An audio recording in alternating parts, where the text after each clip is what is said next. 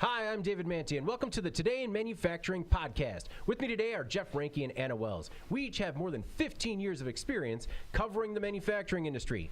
Every week, we take the 5 most popular stories on our websites and discuss the implications they have on the industry moving forward. Before we get started, please make sure to like, share, and subscribe to the podcast. You can also help us out a lot by leaving the podcast a positive review on whatever platform you use. Finally, if you want to reach us at the podcast, you can email any of us at Jeff, David, or Anna at in.com with email the subject line in the podcast. Or something like that. Yeah. All right. Hi, I'm David Manti, and welcome to a new episode of the Today in Manufacturing podcast. With me today are Jeff Ranke and Anna. How many people we got live right now? So many. Good. Let's do it one more time, guys. Hi, I'm David Manti, and welcome to a new episode of the Today in Manufacturing podcast. With me today are Jeff Ranke and Anna Wells. We each have more than 15 years of experience covering the manufacturing industry. Every week, we take the 5 most popular stories on our websites and discuss the implications they have on the industry going forward. All right, before we get started, please make sure to like, share, and subscribe to the podcast. You can also help us out a lot by leaving the podcast a positive review on whatever platform you use. Finally, if you want to email the podcast, you can reach any of us at Jeff, David, or Anna at in.com with email the podcast in the subject line. Also, we're live every Friday at about 1:30. We're a little early today, and if you caught it, you saw a spectacular start, didn't you, Jeff? Absolutely. Let's blame it on the fact that we're experiencing spring here in southeastern Wisconsin like 2 days at a time, and today we're actually above 50 degrees. So maybe it's just all of those good spring feelings just overflowing and distracting you a lot of energy on the open there. Yeah, it hasn't rained or snowed in like 4 hours, so it's good. It's good. Anna, how you doing this week? I'm fine. How are you doing this week, David? I'm doing better. Clearly, I'm excited to run into that weekend. We're just like, is it over yet? Nope, just getting started. Can't actually start it. We'll get this show on the road. Yeah. I also want to send a special shout out to Matthew. Thanks a lot for reaching out and the kind words about the podcast. Thanks for supporting the podcast. All right. Before we get started, we have a word from our sponsor. Oil Eater's household cleaners, industrial cleaners, and industrial equipment are specifically designed to replace dangerous solvents and are used throughout the world. Our safe water-based formula dissolves grease and grime for almost any surface and leaves a fresh, non-chemical scent. Our ultra-concentrated formulas are perfect for light, medium, or heavy cleaning and can be used on shop floors, in parts washers, to clean equipment, and more. VOC compliant, Oil Eater will do an excellent job in a multitude of applications, safely and cost-effectively, while reducing your chemical usage. Safe for the user, safe for the surfaces being cleaned, and safe for the environment. For more information, visit oileater.com or call 800-528-0334. All right, and we're back. And just a special reminder for our podcast listeners to click the link below to get a free sample of Oil Eater. All right. Our first story this week. Boeing CEO laments Air Force One deal. In February 2018, Boeing and President Trump struck a deal. They agreed to a $3.9 billion fixed-price contract to make 2 Air Force One jets. This week, Boeing CEO David Calhoun had a bit of seller's remorse. Calhoun said, quote, "It was a public negotiation and we took some risks when the company accepted the fixed-price contract. That means Boeing is on the hook for any overruns as they convert the Boeing 747 jumbo jets into presidential planes." He called it, quote, "a very unique moment, a very unique negotiation, a very unique set of risks that Boeing probably should not have taken, but we are where we are, and we're going to deliver great airplanes." Calhoun says he doesn't want any more fixed-price contracts. Now, I'm trying to read between the lines here, Jeff, and it sounds like he is unhappy with this and maybe felt a little strong-armed into it. In a real shocking tactic here, a CEO blames a bad quarter on his predecessor. That's a bad deal. Never seen it. No one's ever done that before. Said any child who's ever had an older sibling, like it was their fault, basically. Now, it was not a smart deal from Boeing's perspective. Nobody enters into a fixed price contract. What they try to do with these deals is a fixed rate contract with incentives for the supplier to meet certain deadlines and cost controls and things like that. That's sort of something that, I don't know, somebody like Boeing, who's handled one or two government contracts, may have a heads up about. We Right. feel like maybe they would have some familiarity with this. I hate to play all these conspiracy theories here, but they kind of creep in, because when you look at the fact that they were off by several $100 million in terms of what this is going to cost them out of pocket, you still feel like Boeing kind of knew what they were doing. President Trump reportedly really vouched for Boeing with a lot of our allies in terms of trying to throw some of these contracts or try to sway them to go Boeing's way. There were a number of those, and working with some foreign policymakers. There was also, we have to remember, later that year, Boeing had a lot of issues with the 737 MAX. Now, this deal was made before that, but after that, one of the reasons that the MAX was not grounded right away was sort of this relationship, or it's rumored, okay, a little bit of this relationship between Trump and the former CEO of Boeing. So it feels like maybe Boeing knew what they were doing going into this. The CEO did. His name, Dennis, I just had it in front of me here.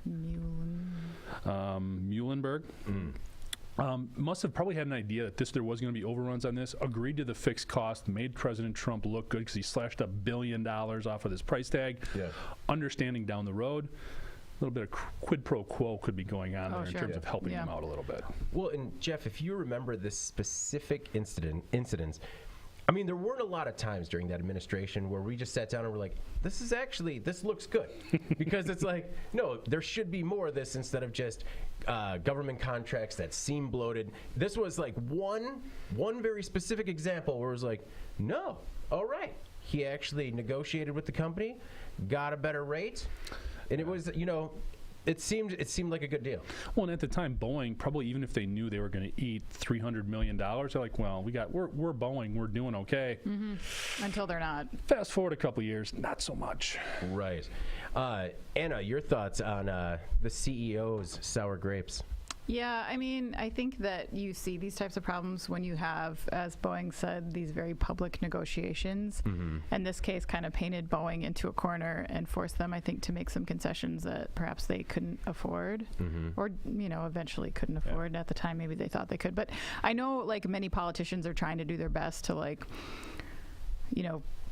get a better deal, retain jobs, retain commerce when they call these companies out publicly. And then it brings kind of a level of local or maybe national scrutiny to the process. I mean, we've seen this happen lots of times. It reminded me of the situation with Carrier Corporation, actually, in 2016, I think, where they were kind of put on blast for trying to move that Indiana plant to Mexico. And Trump and Pence brokered some kind of deal that I think, the move was probably based on actual, business decisions and accounting and stuff. But this deal just sort of, I think, was enough to satisfy the public to take the spotlight off. And then Carrier was left to kind of deal with that mess, which resulted in terrible morale for their workers, lots of absenteeism, a slow siphoning of jobs away from that plant. In the end, I think they still cut 1,200 jobs. Yeah, so, it was all manufacturing, and I think it was just office workers that were left at the end. Yeah, so I mean, it was still bad. But did we accomplish anything there? I don't know. It's just I know everyone wants these jobs to stay here, and so do I, but I think we can't take these public companies and bully them into making a less profitable choice and then simultaneously expect them to post record profits and boost our 401ks and get us a return in the stock market. You cannot have it both ways. And the Boeing situation, I think, is similar, because it's just a situation where somebody says, I think that we should be getting a better deal here. I'm going to make that happen. I'm going to shove it through. And in the end, what are the impacts of that type of behavior? And I'm not targeting Trump here, because every politician does it, locally, nationally. They need the clip with the logo in the background, them at the podium, the workers surrounding them. They really don't even need to say anything. They just need that video clip to show it. To show that they saved something or fixed something or solved a problem. But the reason that these problems exist is because, they're looking at their balance sheets and trying to figure out how to cut costs and how to create a larger return for their shareholders, again, we cannot have both of those things. We cannot say we need you to do X, Y, and Z, keep all these jobs here, even though they're going to cost you more. By the way, don't let it impact our returns, you know? Well, in talking about it impacting the returns, Jeff, you had kind of mentioned it, but so these comments were said during a first quarter earnings report. The company lost $1.2 billion last quarter and took a $660 million write-down just for Air Force One. The White House, back at the time, said the deal would save taxpayers more than $1.4 billion. And not only were they not wrong, I mean, this is actually a moment of light during that presidency that we were talked about. And I mean, if they already took a $660 million write-down, I mean, it looks like maybe they might hit that $1.4 billion that maybe the taxpayers could have been on the hook for. I don't know. Well, and the one thing I was thinking about, too, looking at this, who else was going to do this? Yeah. Airbus is their biggest competitor. Oh, yeah. You're not going to go to Airbus. You're not going to do a foreign company to build Air Force One. So then you're probably looking at like Lockheed is the next nearest competitor. Do you really think Boeing and Lockheed are going to be $1 billion apart in their contract offer? So it just, again, I think it just goes back to the fact that Boeing thought they could eat this. Yeah. Things have changed dramatically in the last 4 years, and now they're in trouble and they're backpedaling. And they promised to deliver these planes by December 2024. So, I mean... Well, and the other kind of the thing that's really too bad is we did a lot of coverage when this contract was announced and talking about everything Boeing was going to do. These planes are going to be an amazing piece of an engineering feat, what they're going to actually accomplish with these planes. But what's going to be remembered? They went over cost. They went over cost, but also, didn't you? You got the preview. You got to preview what the new tech going into Air Force One was, and it just, I mean, maybe that's how Boeing can spin it. Yeah. In the public eye, anyways. I don't know if they can show the episode to shareholders and they'll be happy.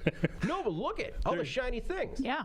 They're going to bounce back. Yeah. I mean, it's Boeing, okay? I mean, they've got lots of things. Too big to fail, says Jeff. They've got a couple of things going for them, so I think they'll be all right.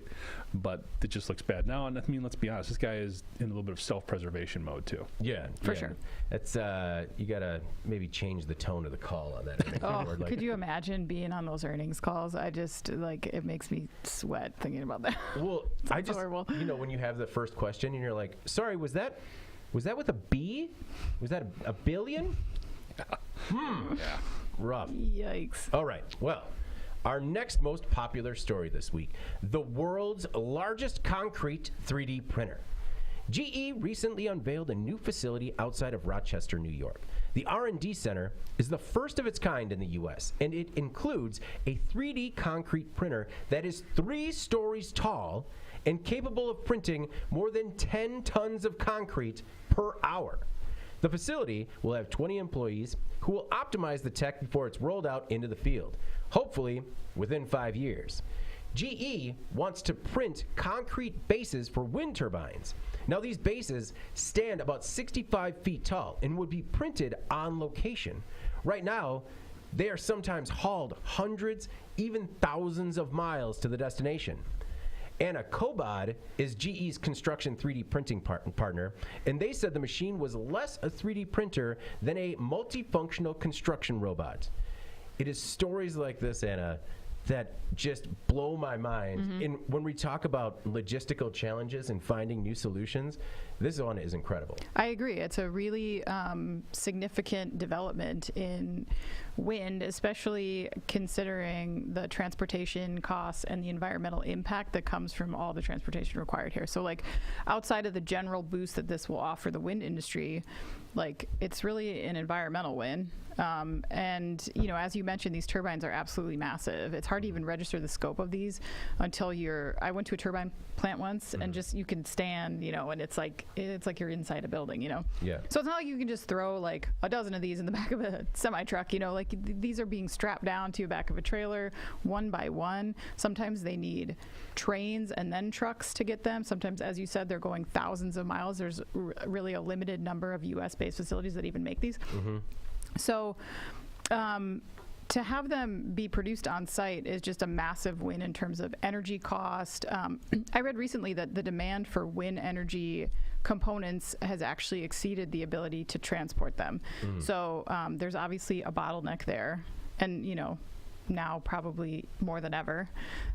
So it solves a lot of problems. It takes away a fuel burden. It takes away the burden of needing these drivers to take them sometimes thousands of miles. So, you know, if they can get this thing off the ground and it works, I think it's a big win. Jeff, Anna talks about thinking about the scale, and I just have to remind myself, it's our office building times 2 that are the bases required to hold these turbines. It's crazy. No, it's crazy. I mean, we did a story not too long ago. Wasn't it a semi-trailer? It was this huge accident hauling the wind turbines. Yeah. Took out some people, delayed traffic for like a day, I think, just trying because it was a railroad crossing. And just the geometry of it was pretty challenging. The moral of that story was, if you're transporting a turbine blade, don't try to gun it in front of a train. Yeah. Yeah. So, yeah, that's right. The train hit the semi-trailer. Yeah. That's right. Bad stuff. So, eliminating those types of things, this is amazing. Yeah. I think it was good. I took a little bit, I wasn't bothered by it, but it's not really 3D printing, right? It's more like an automated way of laying concrete. Yeah, no, it's they're using 3D printing, additive manufacturing, because it is, you're building it layer by layer with traditional gantry system like you would see in a 3D printer. Yeah. So, I mean, you're still building the forms in a traditional method, but it can lay it quicker and it cures more quickly, which is, obviously, you can get something done faster. That's always better. No, it's an amazing technology. The scale of this is incredible. To be able to do more of that on site and eliminate a lot of those logistical costs and safety concerns is obviously a huge win. What's interesting, too, is I started looking at more about wind energy. I was surprised. I did not realize it's between 8 and 9% of the total electricity generated on an annual basis that goes towards the electrical grid in the U.S. I mean, that seems like a really high number. Yeah. I did not realize it was that high, but it's also most people look at it as being the fastest growing source of renewable energy. So obviously wind is sort of one of those that's past the, is this going to work phase? It does. And if we can make it so that these things are going up higher to collect more air, generate more energy, it's good stuff. So this type of technology is pretty cool. It's also interesting to see GE get involved in some place other than like the rotors and the motors. They're getting involved now at the very basics, which is the base of these turbines. Can I also just say that these 20 jobs are gonna be cool. Like, that's gonna be a fun job going to every day. Like, what do you do? I don't know. I work on a 6-story tall 3D printer that prints concrete. What do you do? But I mean, Jeff, the wind turbines and the birds. You got to think of the birds. Anyway, We sure do. No, I mean, it's more of a cat problem with the birds. Sure do. So I wanted to mention that this was funded in part by a grant by the U.S. Department of Energy, and it made me think about how 3D printed construction is becoming a tremendous opportunity, and it doesn't have a lot of players in the market yet. In December, we did a story about Alquist 3D, which was using the same Cobod 3D printer technology to print homes. I was able to talk to Zach Mannheimer, the Alquist founder, and he said that there's this groundswell around 3D printing construction and still only about 10 companies in the market. Now, I mean, if GE is getting behind it, there's going to be less companies in the market. But, it's this is still an emerging technology that I think scares people because it's so new and they don't understand it. But, in December, we already started handing over the keys to a new house that was 3D printed concrete. And I think that really this could be the future of construction. Time will tell. I think what's going to be interesting is the cost of savings is great. The time savings is great. The ability to do these things for people who maybe couldn't afford a traditional home right now is fantastic. But where does it go from there? Okay, once we get away from sort of these crowd-funded or public service type projects, if you're going to build a house, is that the way you're going to go? Are you going to be worried more about some of the aesthetic limitations that may come across because of 3D printing's limitations? It's actually, there are more opportunities from an aesthetic point of view because you can do different geometries, and kind of similar to how we've seen 3D printing disrupting product development and design because we're creating engine designs that were never possible before with traditional manufacturing. The same will be true for homes. But a lot of that is based on weight. Because of the material choices you can make there. So I don't know, I think it's going to be interesting when you get into a home where you still, there's a reassuring element to seeing somebody up there, a human being actually in charge of putting stuff together. There's a human being in charge. He has to push the button. He built the CAD. We got two of those guys over there. You feel better about things? Button pushers. Our producers, Eric and Alex, are hard at work during this live stream, and they're going to be hard at work afterwards in post-production because of the 3 to 4 intros I butchered before we got it right. That's a lot of buttons to That's push. right. Yeah. They work really hard to try and salvage the pieces I leave them. That's All true. right. Fair enough. True of all of us. Our next most popular story. Elon Musk says Tesla's robot to soon outvalue its cars. According to Tesla's outspoken CEO, Elon Musk, vehicles might not be the company's best seller for long. In an earnings call, the new owner of Twitter said Tesla's humanoid robot could be more valuable than Tesla's car business by next year. The robot stands 5'8" and is named Optimus, so obviously the first one was named Prime. Tesla first unveiled Optimus in August of 2021, though the big reveal was largely panned because the robot was actually a person in a spandex suit. And That will work. So the robot was not actually a robot. Not a robot. Not a very convincing one. We're going to That's a sell these. ballsy move. I mean, actually, if you could sell robots that were really just people with their faces covered in spandex, you're probably getting around a lot of labor laws. Anyway, Musk says the bot is best designed for boring, repetitive tasks, like grocery shopping. It will likely run on Tesla's neural networks and Dojo Advanced supercomputer. According to Musk, quote, the importance of Optimus will become apparent in the coming years. Those who are insightful or listening carefully, will understand that Optimus will ultimately be worth more than the car business, worth more than full self-driving. Still, Anna, skeptics remain unsure that this project is real, and it's probably because of the person in the robot suit. Yeah, apparently that means I'm not insightful looking or listening carefully, but this is more Elon Musk bluster, in my opinion. Mm-hmm. I mean, obviously we haven't seen a real prototype of this thing, so next year the person in the robot suit is going to be worth more than your multi-billion-dollar auto company that's posted record sales in the past few quarters. Okay, that's what we're to believe. Mm-hmm. I don't know. You don't see it? No, I mean, I agree that the market for cobots is immense, and if you look at the numbers, like, it's growing very rapidly. Mm-hmm. But we are not even close to that level of market adoption where this could be a reality in 2023, like he's saying. Like, for context, the cobot market is worth, this is the entire market, was worth like $300 million in 2018. And it's growing very quickly. It's projected to reach a value of $9.7 billion by 2025. Mm-hmm. Tesla has a market cap more than $900 billion. That's 10 times the amount of the entire market in 3 years, not 1 year. Yeah. So, also, I think like cobots are primarily being used now in B2B applications. There's not very much consumer use of this technology right now, and he's already said that that's what his target is for this product. Yeah, it was an odd choice to talk about grocery shopping. It really was, and to me, that's just like a very small slice of the pie at this point. I think it's going to be a long, long, long time before we're there for this consumer type of application. And he, we know that he exaggerates, so it's like just another day reading the story, just like, oh, all right. Yep. Thanks. Musk is pulling into exaggeration station again. Yeah, thanks for the press conference, bud. But I just don't see it. So No, it's and cobots. See, I like the opportunity of cobots because those are the robots that are working side by side humans, right? Like where he's talking, this prototype Optimus is meant to be the humanoid robot that will fill that gap in the workforce. But it's not. He didn't use workforce. yeah, he did application. exactly. No, I know. Like, But I mean, I know he's using grocery shopping applications. But I mean, really, if he has that aggressive of an expectation, that has to be what he's thinking of. I think this is a veiled warning that he's going to devalue Tesla to the point where he can just buy it all himself. okay, Jeff. Yeah, it's not going to be building this other business. He's just going to scale back Tesla. Interesting Tesla take. sucks. It's not even worth what this person in a robot suit is worth. Exactly.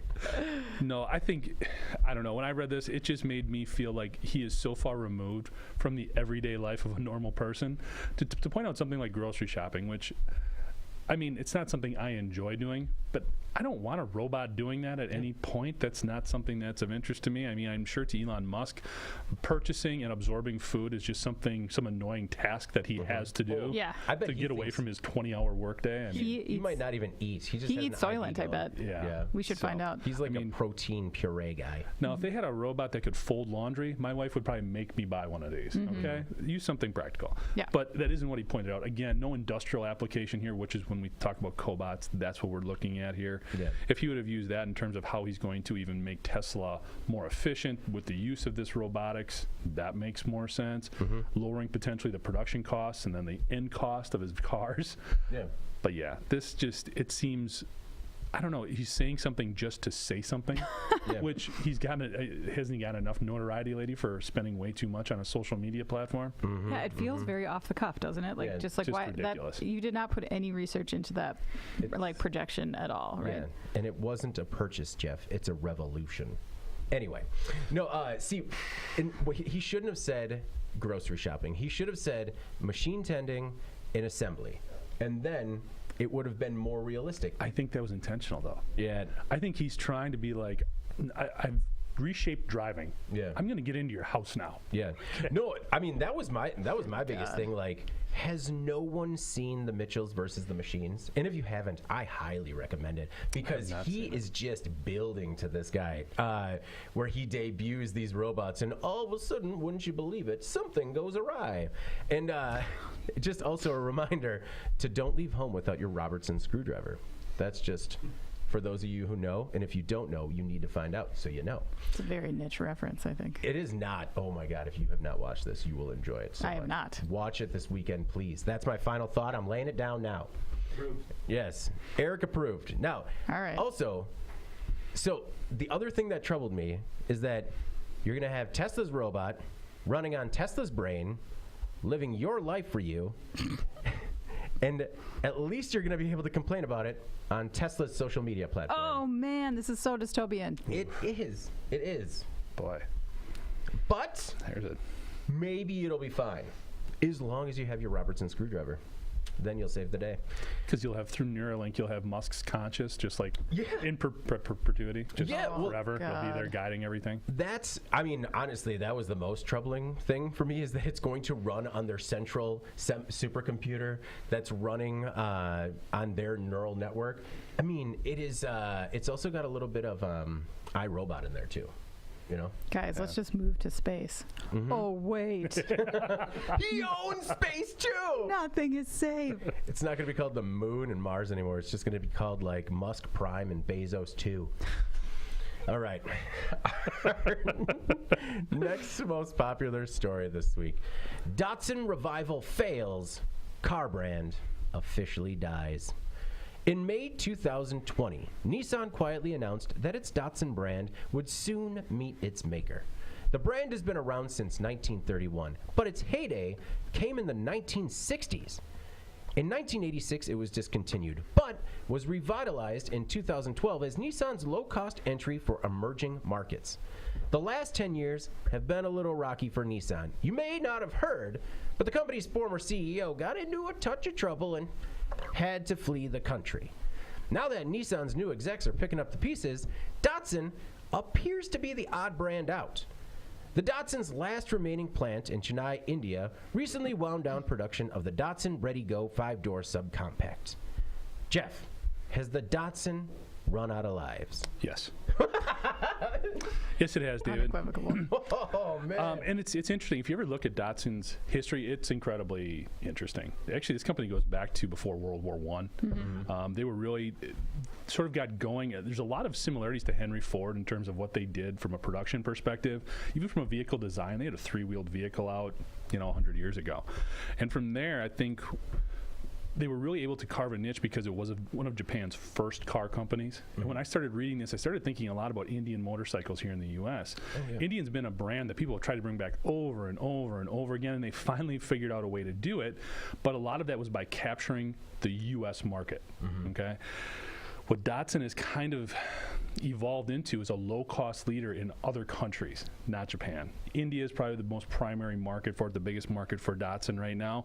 So I think when you're looking at more competition from less expensive vehicles, the EV thing really going strong right now with a lot of people putting out lower cost EV vehicles and smaller vehicles as well, it's pretty tough to compete, especially when you don't have that hometown bias going for you, because even though they were originated in Japan, that's not a real popular vehicle there now. So I think when you look at all of those different market factors, I think it's about time. And it's too bad. Datsuns, when you look at what they were in their heyday in the 60s and 70s, essentially what they did is wherever the U.S. tried to put like a line on a car where it came to like the fins in the 50s or even some of the headlights and some of the grills and stuff kind of came to a sharp point. Datsun just rounded them off. And it gave you a really kind of cool, different spin on some of these vehicles. But I think it's just sort of run its course a little bit, and I think this is the last go around for them. Well, I throw a lot of leaf shade out there, so maybe this is a good point for Nissan to maybe pivot from the Leaf, the EV Datsun. Anna, it's if anything, that would be the option, I guess. I don't know. I kind of agree with Jeff. I think this might actually be the end of the road here. It's an interesting situation because I think it's easy to blame Nissan for this, like most notably Carlos Ghosn, who spearheaded this Datsun relaunch, and then as auto visionaries often do, he was arrested for some white-collar crimes and then fled Japan for asylum in Lebanon, stuffed into an instrument case. Like, very common scenario. Always happens. Yes, it's just standard stuff. So Nissan's new executive team had obviously a lot to clean up during that very abrupt transition, and that preceded the pandemic, but not by much. So they've been trying to get Nissan out of the red and back on track, and they've had a lot of variables that have been challenging, right? So Datsun was sort of an ancillary product. It's in non-core markets. It's a non-core brand. So Nissan feeling like they needed to streamline, that kind of makes sense. I think maybe in any other auto market, somebody might roll the dice and try to pick this up just because the brand is so well known. But unfortunately, Datsun, unless it were reworked as an electric, but everybody's got so many electrics kind of in the hopper right now. It's too small and it's too specialized. And auto companies have too many other problems right now, I think, to grab a brand that they could really only sell maybe in an emerging market. I just think it's too big of a gamble. And so, while we could blame Nissan and Carlos for Datsun going dark, I think the auto industry is just in a tough place right now. Lots of car makers are making their own tough decisions. It's just a hard place to be. So, I'm gonna be the outlier here and say I don't think the Datsun's done. I mean, it might not be for a while. I mean, it paused for how long was the last one? It was 86 to 2012. So, I mean, I've got a window here of at least 30 years before it can come back as an EV. Maybe once they get the EV chassis right and we're just swapping in. What about the Datsun brand? Do you think just emanates this intense amount of loyalty and passion? It's no, it's like a couple weeks ago when I was talking about how there's going to be an EV Gremlin. Okay, with the Gremlin, I think because, and again, you're talking about a U.S. vehicle. Oh, yeah, no, I'm talking about the U.S. market only, Ooh, I think that's tough, man. Yeah, remember the Saab and how many times that was tried to be revitalized, and they're just breathing air back into this dead horse and just never, I don't know. I mean, that's a Saab, though. No one wants that. All right. I mean, I just looked up a little bit of history on it because, Jeff, to your point, it originally dates back to 1914, and it was originally called the Dot, which I found interesting because that translates to dashing off like a startled rabbit. And I was like, fantastic. All right, not bad. You could do worse. Got a little giddy up. But then it was briefly changed to Datsun, S-O-N, to mean, if you can believe it, the son of the dot, in 1930, and then the U was introduced 3 years later. And also, Nolan Beilstein brought up the really interesting piece of trivia that this was also the car that Chris McCandless drove his yellow Datsun and then abandoned in Lake Mead National Park. And I was when we were talking about this story in the office, everyone's talking about the automotive market. And then it's like, quality ad, Nolan, quality ad. But it was yellow. Yeah. Quality. I love the book too. All right. Our most popular story this week: 8 killed in clash at Mexican cement plant. At least 11 people were injured and 8 people were killed when rival groups of workers clashed at a cement plant in central Mexico. The fight was over control of the cement plant near Tula, Hidalgo.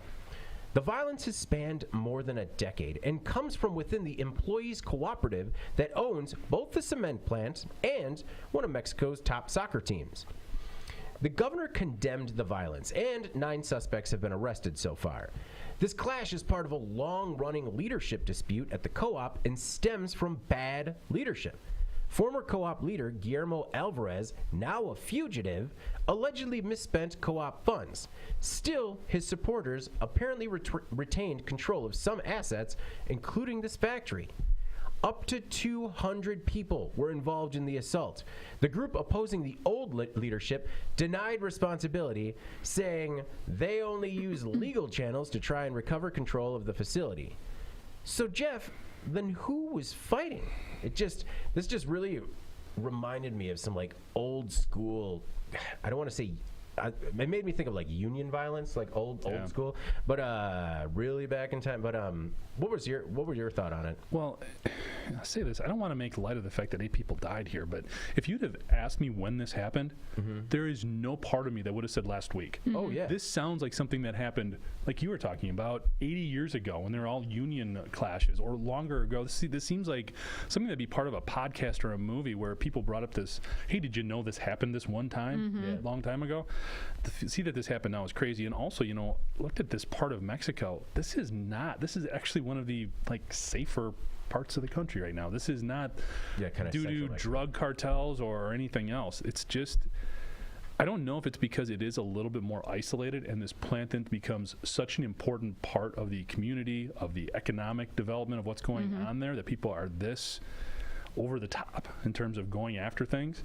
Maybe there is more local police corruption or something that allows this former guy who stole all this money to run his soccer team to allow that to persist. But it's just kind of mind-blowing that this type of situation in modern day in Mexico is allowed to take place and still happen, and that people sort of have to resort to these types of actions to get any type of movement, because that's what it feels like. This guy was caught up on charges how long ago? Don't remember exactly, but it's not like it was yesterday. No. It was, it's been a decade, I think, since he was like in control. And he actually he was using the soccer team to launder some of his illegal funds. He was actually saying that he was paying the players higher bonuses and I guess just like pocketing it or paying them more. Anna, have you seen the photos of the burned out cars? I just, you read about it. You read about the story and you hear it, 5 trucks were destroyed. But I mean, these are like semi-trucks that were completely trashed, cars that were, burned out completely on the scene. It looks like a mini war happened at this factory. Yeah, and it's very hard to understand the relationship here. The soccer club, which is called Cruz Azul, is apparently quite popular in Mexico. It's like the 3rd most popular soccer team. And it started with a fan base primarily comprised of cement workers, and developed kind of a more varied fan base over time. But their first nickname was actually Cementaros, which is cementers, basically. Right on. So these two organizations are very firmly tied, right? And it seems like some of the soccer club business is kind of spilling over into the cement operations, unfortunately, for this plant and its workers. According to the Mexico News Daily, the Cruz Azul cooperative condemned the violence and said it has taken legal action. The cooperative also reportedly pointed to one group leader saying that he had allowed access to groups of outside vandals and they had attacked workers and placed them at risk before. So just a terrible situation for these workers, and potentially an incentive to disassociate these two firms, because if you want the cement plant to make money, which I assume you do, whatever its relationship with the soccer club is causing a lot of drama and clearly violence. So I don't know, but I guess I don't see that happening. It sounds like they've been tied for too long, and who's going to give up control? Nobody. So yeah, this kind of reminded me of like rival firms, soccer firms in the UK, where it's just like hooliganism. Yeah, hooliganism. And why are you still fighting? This happened at 5 a.m. on Wednesday. Can you believe? I mean, you show up to work at 5 a.m. on Wednesday, and all of a sudden 200 people are trying to burn it down and run you out. the plant is 55 miles north of Mexico City. And not only did they set several vehicles on fire, but they also cut the electricity to the plant. Yeah. That is crazy. It's like a military tactic. And the one thing, too, when you think about this, we look at a lot of nearshoring that's going on right now. Mexico is an extremely popular target in terms of getting to the U.S. market with keeping your labor costs low. These types of headlines, I mean, Right. you've got to be looking, people have got to be thinking twice about the geography in Mexico that they're going to evaluate for these types of plants. And so these two rival groups, one is led by Federico Sarabia, and another is led by Jose Antonio Marin. And these two groups have been linked to more than 30 investigations into different crimes related to the conflict, but specifically between the two groups, which is, I guess, what sort of made me think of hooliganism, because it sounds like there's just a lot of frequent violence, but mostly tied to each other.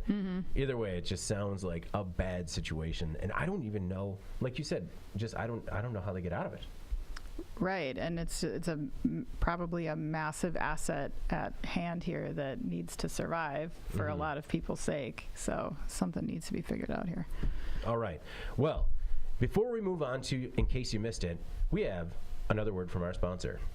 Oil Eater's household cleaners, industrial cleaners, and industrial equipment are specifically designed to replace dangerous solvents and are used throughout the world. Our safe water-based formula dissolves grease and grime for almost any surface and leaves a fresh, non-chemical scent. Our ultra-concentrated formulas are perfect for light, medium, or heavy cleaning and can be used on shop floors, in parts washers, to clean equipment, and more. VOC compliant, Oil Eater will do an excellent job in a multitude of applications, safely and cost effectively, while reducing your chemical usage. Safe for the user, safe for the surfaces being cleaned, and safe for the environment. For more information, visit oileater.com or call 800-528-0334. All right, and we're back with In Case You Missed It. The stories that maybe weren't as popular on the site, but still stand to make a big impact on the industry going forward. And before we get rolling with that, just a reminder that if you want to get that free sample of Oil Eater, you can click the link below in the body copy, get yourself a free sample. All right, in case you missed it, I guess I'll go first this week. I had another interesting hiring event from Lockheed that I wanted to share. So Lockheed is going to host another same-day hiring event, this time in Georgia. On May 4th, 2022, from 9 a.m. to 6 p.m., Lockheed is going to be at Kennesaw State University in Marietta, Georgia, to conduct interviews and make same-day hiring decisions. The company is looking for structures mechanics, coders, painters, electrical and electronics mechanics to work in production hourly positions for the Super Hercules and the F-31 or F-35 center wing aircraft that have a growing backlog. The company is looking to fill nearly 200 positions, and the new hires could receive up to a $15,000 signing bonus. Now, this is not the same premium as Lockheed's hiring event in March that offered up to $50,000 signing bonuses. Still, I want more of this. I understand that it's also a symptom of the desperation for labor, but, people are getting more competitive. We actually heard, today we heard about Amazon attributing a lot of its losses due to increased costs in labor. And I like to shine a light on more stories like this. So I'll continue to share them as you continue to send them to me. Even if you're hiring one person and you want us to promote it, we'd like to promote people that are looking for jobs out there and kind of getting aggressive when it comes to the competitive labor market. Definitely. Well, go ahead. Hopefully this continues to leave a sheen on the idea of manufacturing jobs as being good jobs, maybe family wage jobs. As the rates start to go up, people are going to remember this stuff. Oh, I saw in aerospace they're paying a lot, let's look at that. Yeah. No, I agree. Whereas before, it was a bigger number, $50,000, but it was Lockheed Skunk Works, so that was sort of cutting edge technology engineering jobs. I mean, Jeff, we're talking about mechanics and painters here. I think it's great. It actually reminds me of being when I was in the Army. Re-enlistment bonuses were going up exponentially as you increased in rank. I mean, to retain, I think the last one I could have signed would have been for about $15,000. Yeah. So I think it is, and obviously Lockheed's got a lot of experience in working in the military side. Maybe they have a little bit of influence, and some of the partners that they worked with there, and seeing how that has worked, and in drawing in the right people. And I think it's it can only help really the industry as a whole in terms of drawing in the most qualified people with the most interest in it. And even if it's not Lockheed for them, at least it's giving them exposure. These applicants giving them exposure to this industry, and maybe something else can work down the road too. No, and Anna, you're right. Their manufacturing industry has been doing a lot to sort of reposition itself as a good job. But you can try and take away all the stereotypes about it being dirty, hard labor, and promotes the new, cleaner facilities that are safer. I mean, money talks. And, It does. I think Lockheed is using it to make a big statement. It'll be interesting down the road if they would release results on how effective these recruitment tools were. And retention as well, yeah. No, that was definitely, as part of my job, I should have followed up on that. Okay, note to do that this week. Follow up on success. All right. Their response? Good. It was good. Good. We signed some checks. All right. Jeff, what is your in case you missed it this week? So I love stories where we look at something and we're using technology to make something we have even better and eliminate waste in the process. And the story that we ran about using disposable masks to make disposable masks to make stronger concrete. I'll get there. Yeah, all right. There we go. You did it. So basically what they've found is, first of all, and I had no idea, but the production of cement is actually extremely emits a lot of carbon during the process. I had no idea.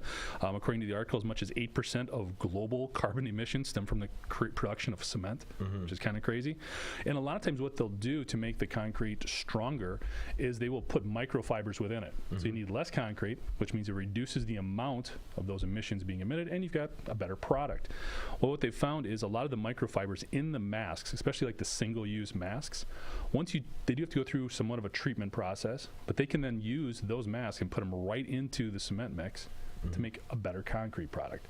Now, we look at the amount of building that's going on, the amount of infrastructure improvements that we're looking to make all over the place, around the world. When you look at something that can be something that we have right now that basically is something that doesn't break down very well, so it becomes an issue in terms of the disposal and the waste stream, we can take that product, putting it into something we need to make it better. I think it's a great deal. Did they talk at all about how they would collect them? That's my question too. Well, I think it's a work in progress. No, I get it. I think you're right. You would need some sort of mass collection process. Doesn't seem like it'd be too tough, and maybe working with medical facilities or other places where you find the one use.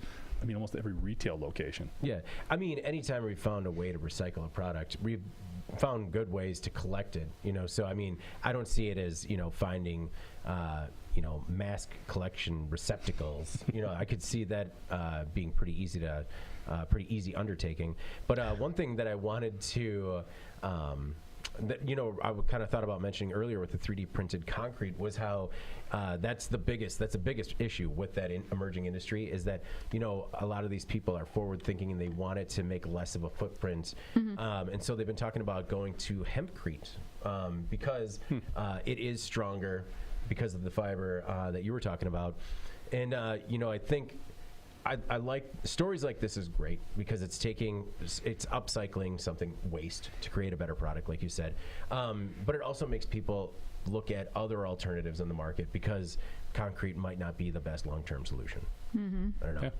I saw someone throw a disposable mask out their car window the other day. Is that how you're supposed to Grab it, What you're get it supposed to to do? these guys. Yeah, I guess so. Just Yeah, no, it's so I'm pretty sure that we'll just take some sort of prisoners. Send them down our highways collecting only masks.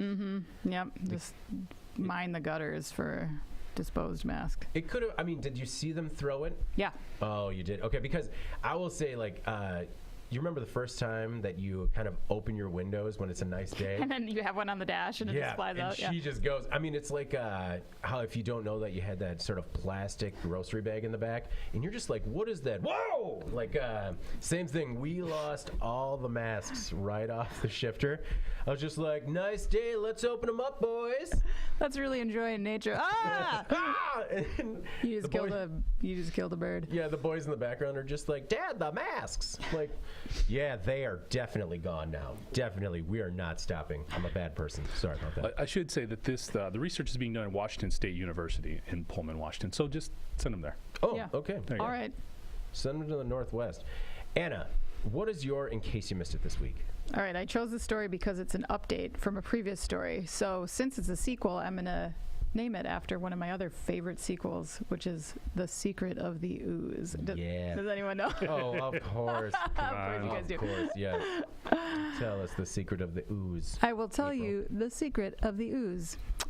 So in December of 2018, we reported that a horrifying green ooze was dripping onto Interstate 696 in Michigan. It was soon discovered that the ooze was coming from an electroplating plant in Madison Heights, Michigan, and that the situation was really more negligence than accident. Anyone who's familiar with the electroplating process knows that like some pretty gnarly chemicals are used, and you have to be very careful with how you discharge like the massive amounts of wastewater.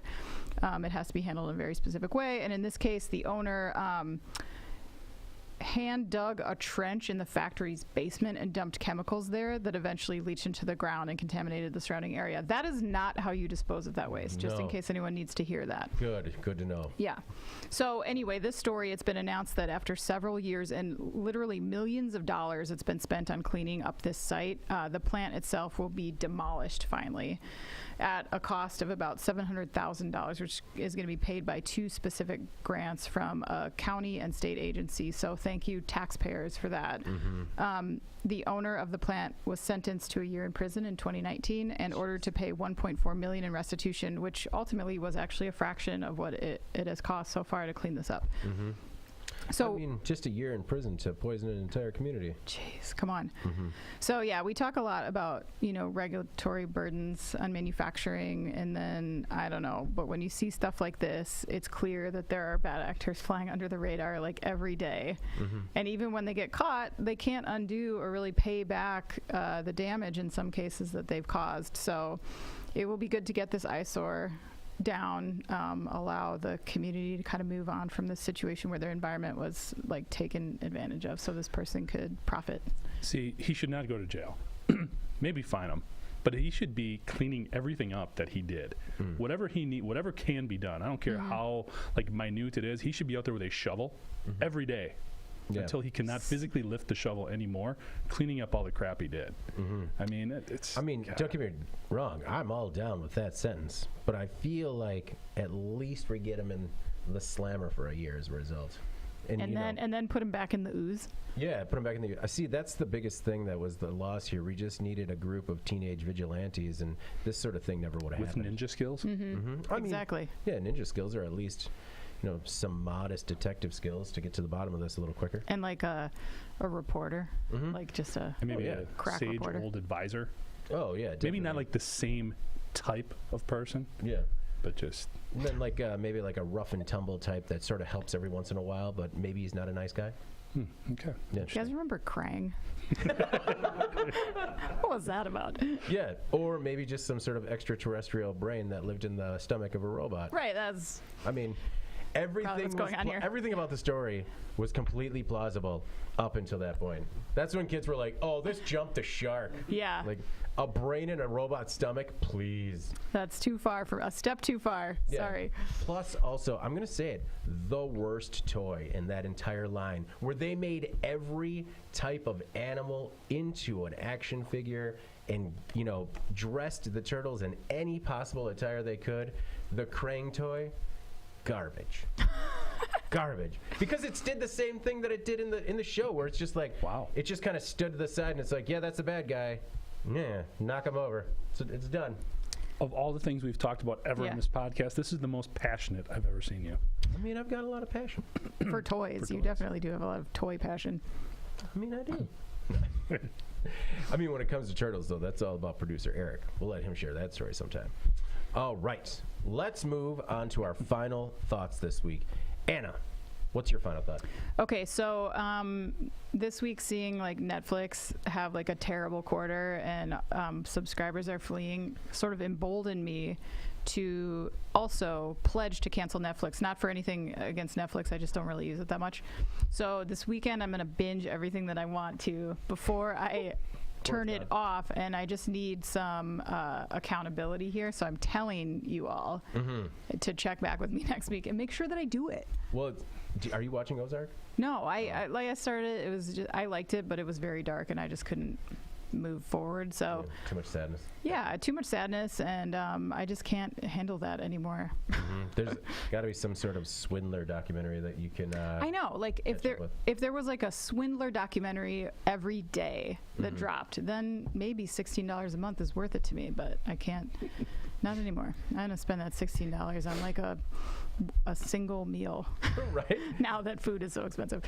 And I know exactly where you're gonna get that single meal from too. Forge Kitchen. It's definitely gonna be Forge Cafe. I love it though.